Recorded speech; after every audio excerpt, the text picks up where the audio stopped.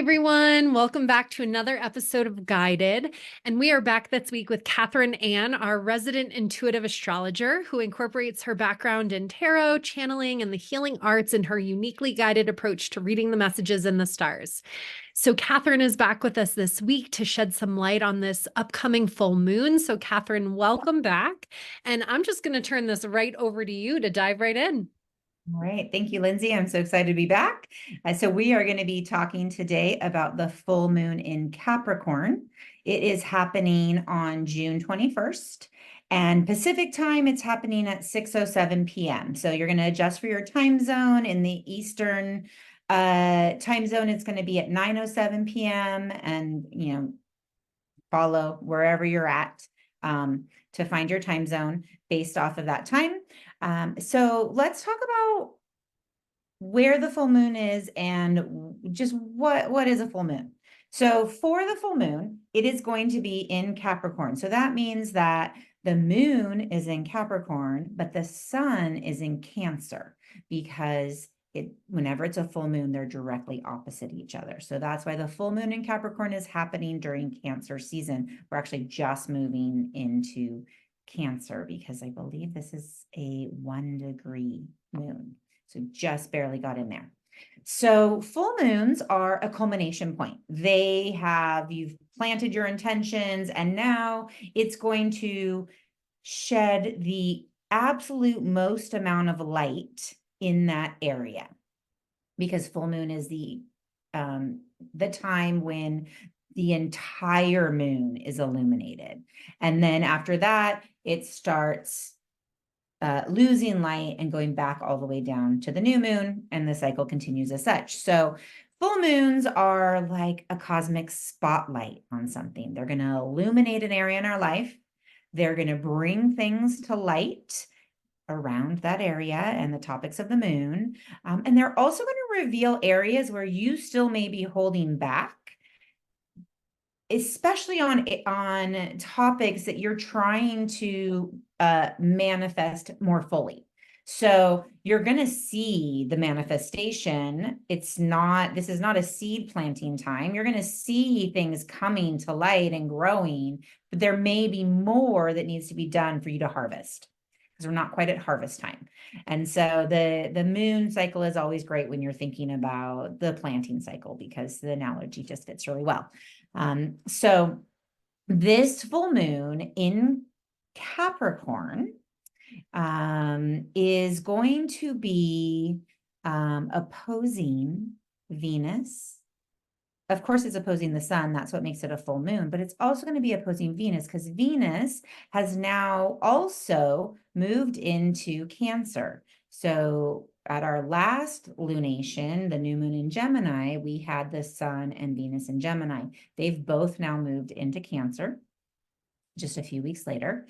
And that has a whole different quality of flavor of Venus. So previously, when Venus was in Gemini, it was flirty and social and fun. And it was about, like harmonious social exchanges and harmonious conversations, where now Venus is in Cancer, and it's more focused on this nurturing, homey, beautiful, soft feeling. So like Venus in Cancer is very soft.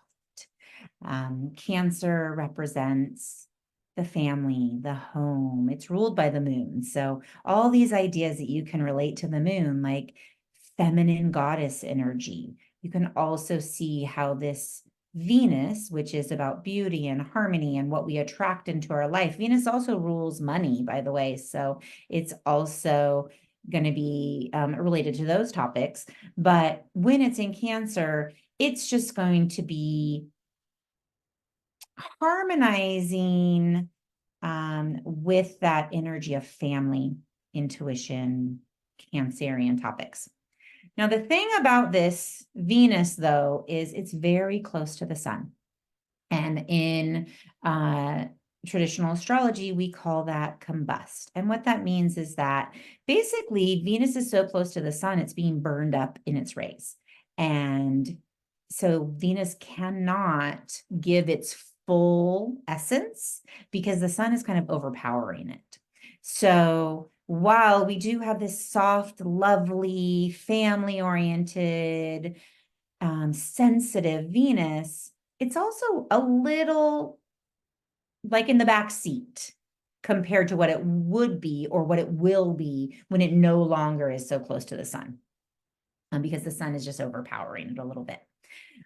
So what is important about this is that, so the moon is in Capricorn. So we're going over to the other side of the chart. The moon is in Capricorn, not its favorite place. It's called being in detriment. And that's because the moon rules Cancer, and Cancer is opposite to Capricorn.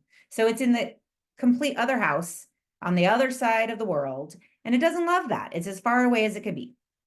So moon in Capricorn, not its favorite place to be. And then we have, I'm kind of going back and forth between the moon, Capricorn, Cancer axis with this sun and Venus, because they're basically speaking back to forth to each other in opposition. And moon rules Cancer, but moon is in Capricorn. Moon's not happy in Capricorn. So that means it's not a very good host to Venus or the sun because it's not very happy. So again, Venus doesn't get to fully be in its element, and neither does the sun. The sun is being ruled by the moon, which is, that's just not its favorite place to be. It wants to be ruled out in the light, not by the luminary that does not have its own light, actually.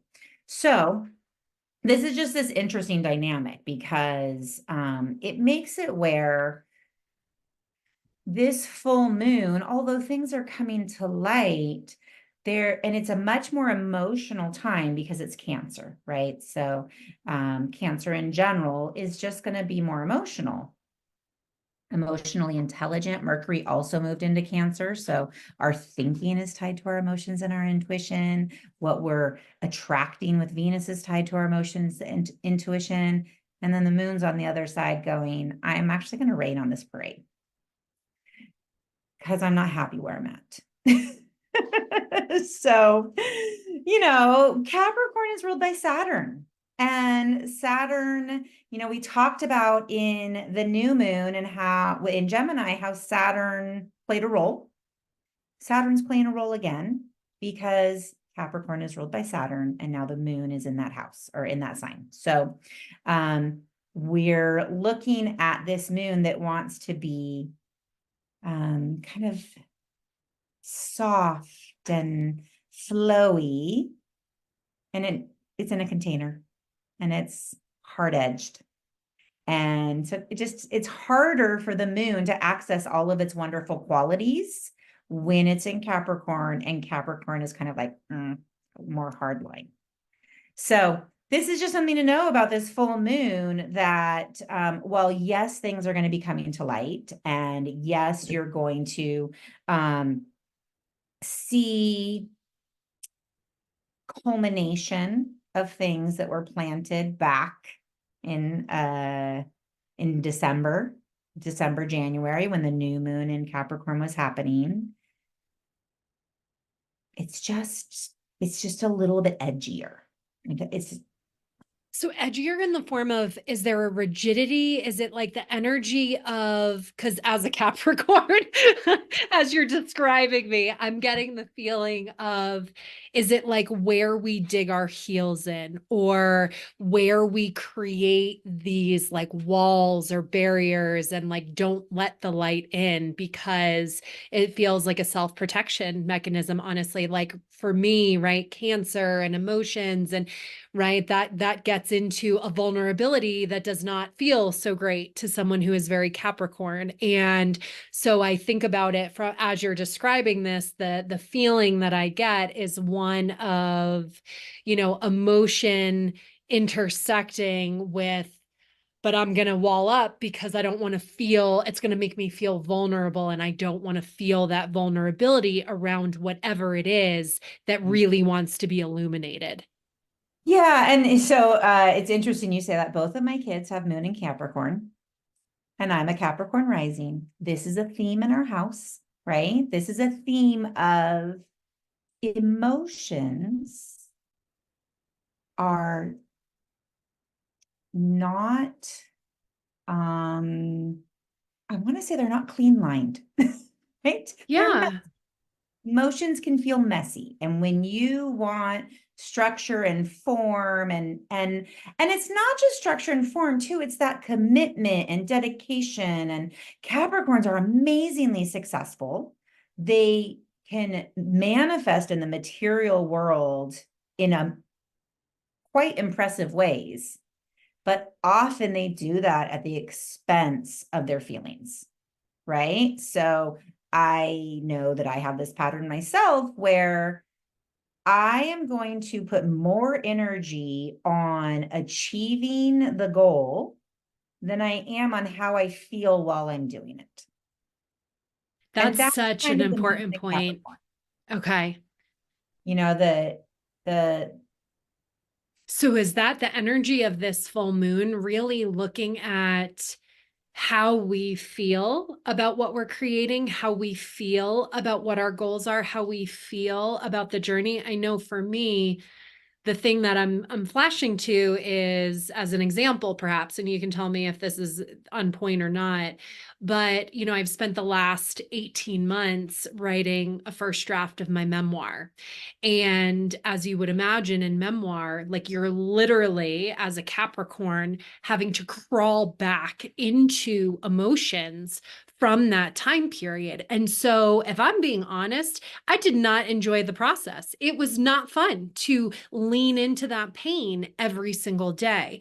And yet, I really feel that my soul is a writer. I really love writing. I love expressing in that way. I write my podcast episodes, I write my newsletter. Like there is a part of me that really enjoys crawling into emotion and playing with words and painting with words. And yet this format of memoir, Spirit has recently been telling me, like, now you know what doesn't work. How I moved through that process definitely did not work, which is crushing on one level because it's like, wow, I've just spent 18 months writing a first draft of something that was not an enjoyable process. That doesn't lead me to want to lean in to continue writing this. However, where I'm starting, I completely had to let go of writing this book. Like maybe it gets written, maybe it doesn't. But what I'm now focused on is there a way to do this where I really enjoy the journey? Is it changing the topic? Is it changing how I write? Is it changing my process? And is that what you're speaking to? Because my emotions, right, are a part of this creativity and what's driving the creation. So the Cancer aspect, right, of the emotion is a really important facet. And my Capricorn nature like wants the process, wants to find home in the process of it, right? So am I feeling Yeah, into I think the so. I mean, and for you in particular, your Capricorn house is the eighth house. And so that's other people's resources. It's always going to be tied to other. It's also, depending on whether you're looking at traditional or modern, there's going to be different significations, but it is a house of intuition. It's a house of depth. It's a house of those deep, dark, I mean, crime and yuckiness, right? But it's also, when I say other people's money, it's investments. And it's like the market. So I think for you, what this may be lighting up is twofold. Is it lighting up where you need to access that deeper psychological piece and not just plow through? And are there people in your life whose resources you could benefit from? It's interesting because it's not necessarily the people. It's not the relationship with the person. It's the relationship, it's the person's resources. And how is that going to light up for you? And so I'd be curious if that's something that plays out for you where you go, oh, I know somebody and they have a resource that is going to help me uncover, release, move to the next level of this project. Okay, so I have to validate you because I literally just took a writing class that I wasn't even going to attend after coming to these conclusions. And this person is a book coach, but the way she helped me to access some of this information is, I think, exactly what you're speaking to. Her resources are unlocking new knowledge, awareness, inspiration within me for a new way of moving forward. Nice, awesome. Is I that would imagine, you can correct me if I'm wrong, but I would imagine in that process, you've had to let go of something that you were doing that you thought was working. I have to let go of not only how I was writing this and how I was feeling about writing it. I'm literally throwing out the book in a sense that it's not, I think I wrote the book because I needed to, it really helped me to heal certain pieces of my journey and myself. And it's not that I have to throw all the writing out. It's that it's not the story I want to tell anymore. Right. And so I was really attached to my story being told in this way, but I'm so not that person anymore that I feel like that was the death, that was the letting go. Like you're going to completely throw out, even though there's a part of me that was like, wow, that was a lot of work to just throw it out, but it was not for naught. Right. And so I think that's the death piece. It's like we're letting go of this vision, we're letting go of what we've created and giving birth now to something completely new, knowing what didn't work, that process didn't work.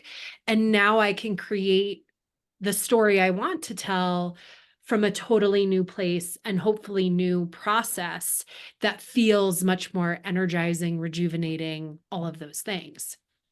And acknowledging too that the process got you to where you are, right? So it it blossomed, it grew, it came into form, Yeah. and now we're in this, okay, what do I need to release to continue on this journey, Yeah. right? Maybe the base intention that was set was got to here, to the Mm-hmm. full moon, through that process, and now to continue developing that intention, you're now adjusting, right? Pivoting for sure. Moving on, right? Yeah. So So is that um a good example of like what might come up with this moon? I know it yeah, depends on absolutely. the chart, but in terms of like what we might have to release in order to, Yeah, to bring this area, this, whether it's an emotional manifestation, mental, physical manifestation, like for you, actually a book, right? It's a thing. To move this manifestation into the next phase of what do I need to do now to basically harvest, to like to get to where something's going to come out of it. So yeah, that's the process. The other thing about this moon that I haven't talked about yet is has this really interesting dynamic with Neptune. So Neptune is the planet of our dreams. You know, our dream world is Neptunian. It's also I'm trying the things that are related to Neptune have like film and video and capturing image. It's like magic. Um, Neptune dissolves. So when Neptune comes into contact with things, it has this dissolving, escaping, like super mystical energy. So Neptune has been in Pisces for a while now. It's almost done, but we are going to be sitting at the end of Pisces for a while because it's going to retrograde, but it's sitting in there. So Neptune in Pisces, super dreamy, super dissolving, super escape energy. So the thing is that we're seeing is, although this is out of sign square, it is still in square, which means that it's a challenging relationship with the moon. And because it's a full moon and the moon and sun are directly opposite, that means it's also in challenging relationship with the sun. So it's in what's called the T-square. So it's squaring both the sun and the moon, which is an energy of challenge, obstacle, not fun energy. But what does that do for this moon? So we have this moon that is Capricornian. It's not dissolving, right? I mean, Saturn does have a mystical quality, but it's very different. It's more structured. So what this Neptune element is doing is it could very much lead us into wanting to escape. This is too hard. I don't even want to see it. This is, I'd rather be codependent and fall into those everything's okay than actually look at what I need to look at. Because we are in a place, right, of looking at what needs to be released so that we can continue this beautiful manifestation that we're working on. But Neptune is saying, I don't even know what I want. I don't even know how I feel. Actually, even with intuition, it could be causing what I would say is like unclear messages, right? So you're going to need to really look at the discernment piece of your intuitive practice with this, because Neptune is going to be fogging your glasses. And that's just important to know, because here we have the moon that also speaks to your intuition, and it's not happy. It's feeling constricted. And then we have Neptune going with it. And so I just want to say, this is not a time to leap off a cliff because your intuition told you to. You know, those inspired actions are maybe not truly inspired actions. They could be inspired delusions.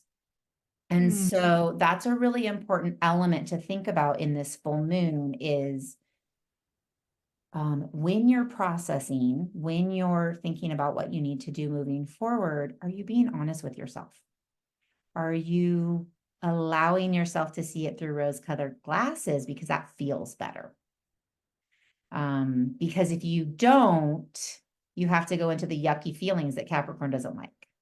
Well, and would the opposite also be true, right? Would we be seeing things through our delusion versus, seeing the truth of a situation in terms of, right? You go to more magic, I go more like to the negative, right? And so what you're saying is also striking me like, maybe, right? When you're saying like sometimes things just feel too hard. So we've got this new moon that we talked about in June, which was about committing and a dedication and a persistence. And now in this full moon cycle, we're really speaking to maybe thoughts or illusions or delusions that are coming up for us that maybe lead us to feel like we can't really have something that we desire, something that is diluting our ability to, right, see something through the eyes of love or see the truth of a situation, and instead is leading us to further illusion, and or perhaps we're seeing it through, rose-colored glasses. In some way, shape, or form, we're escaping from the truth that we need to see. Would that be accurate? Oh, absolutely. And a really kind of practical way to look at all of this, and I didn't mention this before, but so I talked about how the moon is opposite Venus. And Venus isn't very strong right now because it's so close to the sun, but moon opposite Venus can also have us crave sugar, right? We're craving the sweetness. We're craving that salve, right? We're craving something that's going to make us feel better, but it's a short term, right? So there's an element that I feel resonates also with this Neptune part, because Sun square Neptune the sun can really relate to our purpose and our direction, what we're supposed to be doing. And Neptune is going, I don't know. I thought I wanted this, but I don't know. I can't see clearly. And then the moon square part is going, I'm confused. I can't even keep my boundaries. I'm just like kind of wobbly. And so because you don't know where you're going, you can't figure out your boundaries, you're just like in this, you could go to the people pleaser, you're in this Venus opposite the moon that says, I just want to feel good. And so you could this is a signature that could lead people into their vices. Okay, So so it's like one a of the bypassing energy, like we might be inclined to bypass the emotion to just get to the better feeling place. Yes. And so one of the things that I wanted to talk about was that the tarot card for Capricorn is the devil. And in the image of the devil, you see these two figures in bondage. And one of the things that it relates to is kind of like your own self-undoing, your own self-sabotage. What are the things that you are bound to that create your own bondage, right? So is that going towards sugar instead of processing something? Is that going to, substance abuse where, you would rather drink or, go on some plant journey so that you can float out and escape as opposed to actually seeing what you need to do, what steps you need to take to be in that successful, strong, beautiful Capricorn energy. It's undermining it, right? So that's the feeling that I feel is about the Neptune part is it's going to be very tempting to go towards your vices, spiritual bypass, right? Plant journey instead of actually process emotions. Moon in Capricorn doesn't like to process its emotions, so it would much rather fly away. And that Venus in Cancer, although it's not as strong, it still wants to feel home. Mm. So perhaps that's a question, right? It sounds like one of the questions is, in what ways do you tend to escape? Right. Because whether that's shopping or social media or, right, addictions of various kinds, big or small, I think it sounds like it's worth looking at what are what are our patterns around inclinations to escape when we don't feel good. We always want to encourage everybody to process their emotions because we know that is where what gets us back to center. But also, to your point, that's, home is where we are, right? And I do associate Capricorn with this feeling of home. And that's something I've really had to learn how to find. How do we find that sense of safety and security within ourselves, within our own body, right? And I'm wondering, just as you're talking, it's sort of like looking at like where we escape because we don't feel comfortable at home, but it's at home in our body and we can't feel good in our body and we can't know the truth if we're not aligned, which is why it's so important to process the emotion so we can come back to that place of clarity. So that feels like a theme with this moon. Would you agree with that? Yeah, I think so. And, Cancer is traditionally associated with home. Capricorn's on the other side, but it's a different type of home. It's a home as in safety and security, stability. It's the foundation, right? So it's not, the feeling of home of your mother's cooking. It's financial security. It's security in being you have a roof over your head, you're safe, that type of home. So much of what you're saying really strikes me with, the third dimensional paradigm versus the fifth dimensional paradigm in terms of like how would love have us see certain situations, right? So if we are anxious about money issues, right? Can we process that worry? Can we process that fear? Come back to a place of center to understand is our body actually telling us that we're worried, or do we actually feel safe, even though the uncertainty is the delusion, right? Is feeding the delusion, I should say. To me, so many of the things that might cause us to want to escape are really these lower level like energies or emotions that are going to delude the way we see a situation that blocks us from seeing that higher minded perspective. Yeah. Yeah. And, you know, it's actually a really interesting follow-up from the new moon in Gemini, because, you know, if I relate it to my chart, that new moon in Gemini had that element of planting seeds for my health and well-being. And then for me, that means as a Capricorn rising, this new moon is in my first house, which does represent your body.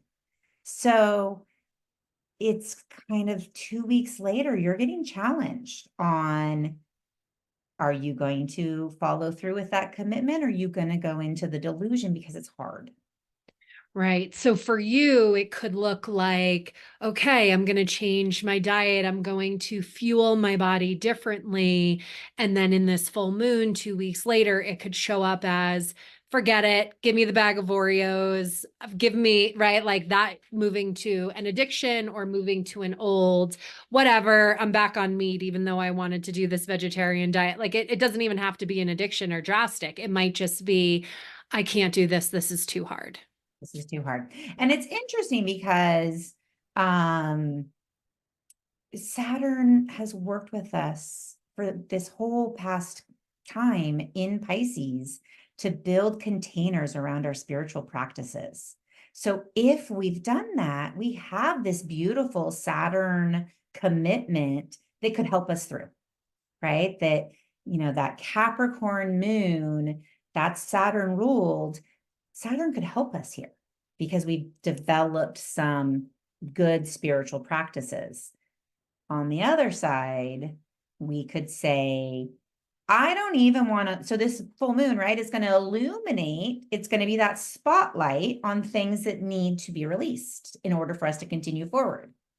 And this Neptune element could say, I don't want to see it, or I saw it and I don't want to deal with it, and kind of backslide a little bit. So that's the thing to have awareness on, right? It's not something to fear. It's more, you know, you talk about astrology as the weather, knowing that the astrological weather is going to have this component of, I don't want to feel that. I'm going to go into escapism. Or, okay, I got to feel it and I got to use my practices that Saturn has been helping me develop over the last year or so, because I know if I do, I will be able to push through to the next phase of this manifestation. This is what I love about making astrology tangible, or any spiritual practice, right? Tangible, because I love that we can sort of preempt, like, if you happen to feel this, be stronger than it because you are stronger than it, right? This is about aligning with your soul self, not aligning with the small self, but having that awareness preemptively can really help us feel more empowered, I think, when that moment comes up, to really take the reins and do what we need to do. And in this case, not escape, process your emotions, get back to a place of alignment, see the truth of what's happening. Yeah, absolutely. Instead of being swept away by the patterns, right? Because patterns are deep grooves and they're just so easy to unconsciously fall into. So you know, again, equating it to the weather, when you know that these energies are coming, it's just like knowing maybe I should bring an umbrella, right? I know the resources I need or the tools I need to be well. That's the word I want to say, like to be well within this energy that may pull you in another direction. Yeah, so it sounds like as we think about full moons, I always think about the energy of releasing with full moons also. It is the energy of illumination, but also what is coming up to be released. And so is it quite literally with this moon like emotions? Like we need to be willing to lean in and release the emotions that are fueling a negative pattern. Yeah, I think so. I think that, what it keeps when you pull it all together, it keeps coming back to not wanting to feel, but needing to feel. And so having that awareness that full moons are about releasing, but they're not the end of the cycle. And so that opportunity to release so that we can continue on growing that cycle, moving forward, as opposed to what may be like a death and rebirth. It's not an end and a new. That's actually more new moon energy, or right before the new moon. Whereas the full moon is let's keep going, but release what's in the way. That's such a nice way of putting it. I really like that. I want to anchor that one in. So yeah, it should be interesting Hmm. for all of us, really. I think, in the Northern Hemisphere, we're talking about summertime, right? That like everyone, this is a transition time where we're starting to feel more fun coming in. It's the play of summer coming in. And then to have this kind of like, are you going to play in a productive way? Are you going to play in a way that sabotages you? Or are you going to release some things so you can really have the bounty? And one of the things that I didn't mention is that, Jupiter and Pluto, this trine it's still in action. It's separating. And so it's not quite as close as it used to be, but that follow-up from a few weeks before where we do go deep to reap the rewards. It's like the last vestige of that energy is here. And it'll come back again at another time, but that's another thing that you can consider is if I didn't go internal a couple weeks ago, maybe I could get this last bit of Jupiter trine Pluto energy to really find the internal treasure, the internal resources to help me through to the next step. Yeah, I think that's important. I really I feel like this is super helpful in terms of how to leverage the energies. I also can already see based on my own healing journey, this is pointing me to thoughts I have that don't serve me. That alone is a pattern, right? A negative pattern of thinking in a way that's very limiting, in a way that cuts me off from prosperity, right? And so I can really see where, the new moon, what I would want to plant, and then equally with that full moon, I can see where the universe might challenge to say, where are we going to go? You going to choose the higher ground, or are we going to stay stuck in that, that 3D paradigm? So this is really, in a way, I feel like we can make it fun. Like, like I see you, I'm on it, and I am not going to fall into that trap. Yeah. Right. Yeah, absolutely. I think that, and that's one of the things too about if you know your chart and you know where these energies are happening in your chart, you can kind of dial in a little bit more to the main topics they're really Yeah. hitting, right? So, is that Neptune energy where you're potentially going towards a little bit more escapism or, spiritual Yeah. bypassing, is that in relation to your home and family, or is that in relation to your health, or is that in relation to your friends and networks? It's when you are able to look at those specific placements, it helps you hone in a little bit more. I mean, I know as we're talking, you know where this is showing up for you. You can feel it, you can see it. But if you're like, I got nothing, I, Yeah.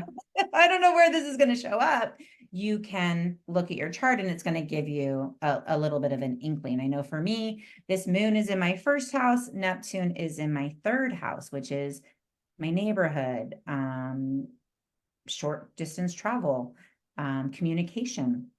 And so, how do those elements play into things about how I show up in the world? My physical body, my presentation, my character. How do I show up in the world?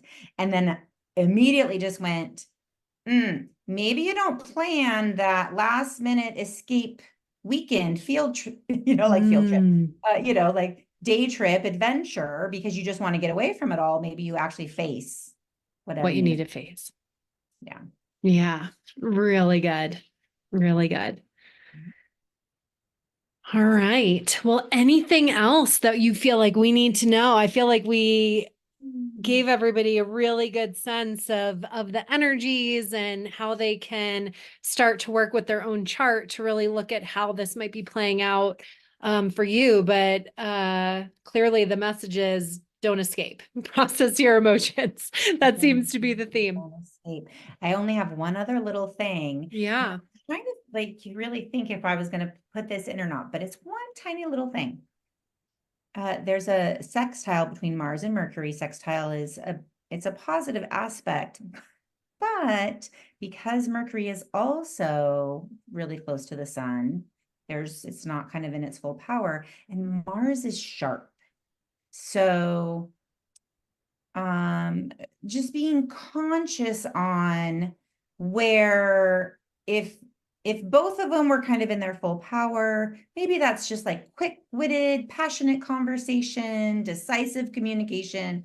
But with everything we've been talking about, there's not a lot of decisiveness, right? So it's almost like that little caveat of think about what you're going to say before you say it, because things can come out really sarcastic, or sharp-tongued. Right. And With an edge. with an edge, especially if they're coming from the I didn't process my stuff energy. Then you can be sure there's going to be an edge. Yeah. Yeah. So, that it's a good connection, but it's also just being aware the sharpness that can happen as opposed to maybe the decisive and directness that's processed. That makes a lot of sense. And I think with everything else that you've been talking about, that really feeds into the discernment aspect where you really started this conversation, where we need to be really mindful about discerning our truth versus delusion, discerning, right? Have we processed our emotions? Are we clear? And are we communicating from that place of clarity? Are we communicating from a place of having that edge? So discernment seems to be a strong theme for this moon. Awesome. Yay. Yeah. Well, as a little lighthearted, process your emotions and be very discerning. Yeah. I mean, there it is. Boom, right? Like process your emotions and discern. That's sage advice. And so on that note, thank you as always for being here and for taking the time to share this month's full moon energy update. And you can all find Catherine at catherineannenergy.com, and on YouTube as well for more of her videos. So stay tuned for the energy updates next month, and we will see you then. Take care.